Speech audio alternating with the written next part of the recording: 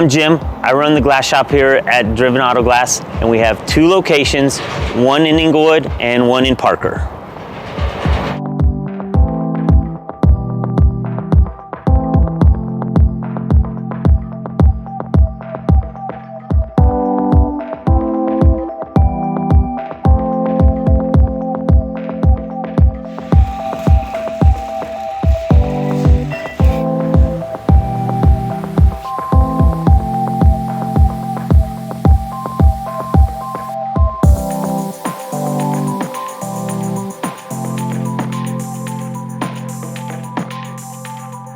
When you come in and get your windshield ordered, we'll need your VIN. Probably take about 24 hours to source the glass, and then once you come in, probably an hour or 2.